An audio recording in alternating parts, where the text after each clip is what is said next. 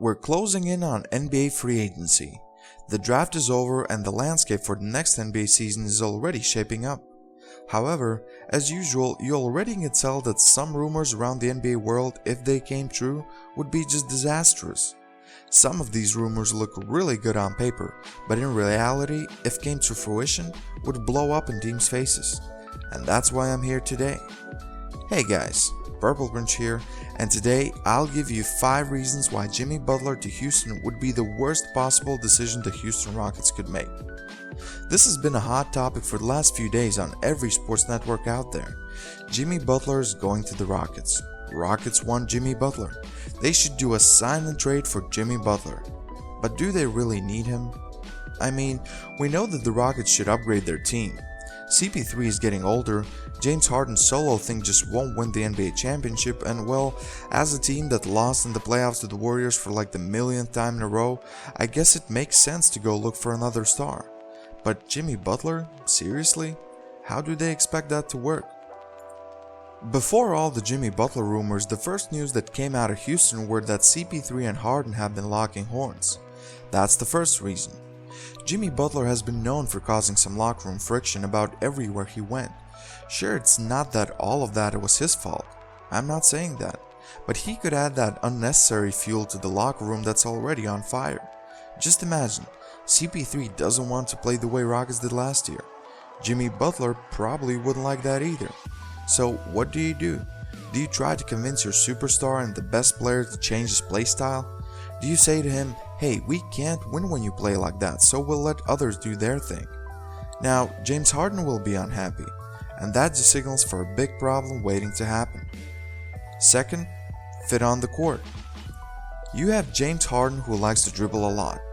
You have Chris Paul, who's pretty much been dribbling a lot for his whole career because he's a point guard. Both of them need the ball and need the shots. Last year, James Harden shot the ball 24.5 times per game, which was about 10 shots more than the next one on the list, Eric Gordon. I don't see how that would work. Butler also needs the ball. Is James Harden a catch and shoot guy? No, not really. I wouldn't even call him a great shooter. He's a good shooter, but not great. CP3 is not really a catch and shoot guy either. So how do they split the ball? The answer is there is no way they can split the ball. This isn't the case of Golden State Warriors where you have 4 or even 5 all-stars, but one of them really isn't a scorer, the other one can score 60 with like 3 dribbles. These are players who need the ball to be effective. The third one is Houston's depth. So as far as we know, to complete that sign and trade, Houston will have to give away some players. The players mentioned are Clint Capella and Eric Gordon, but I've also heard as far as adding PJ Tucker to this list. So what do we have there then? Give away pretty much your best defender, give away the only defender of the rim and the one rebounding presence of an already weak rebounding team, and give away the only guy who can come off the bench and score. Great thinking indeed. Last season, Houston's bench was atrocious. They were last or one of the last in many categories. You can't win the title with 3 players and a bunch of nothings. You just can't. Trading for Butler would kill the last depth the Houston Rockets have. Sure, you probably can find someone in free agency looking for cookie crumbs, but I wouldn't take that risk. Number 4. D'Antoni just isn't the right coach. You could make an argument that Mike D'Antoni should have been let go whether Houston gets Jimmy Butler or not, but with Jimmy Butler this situation would just explode. D'Antoni is not necessarily known as a big adjustment guy. For the last few years it's been James Harden, or if he's guarded by 3 people, someone else can take the shot.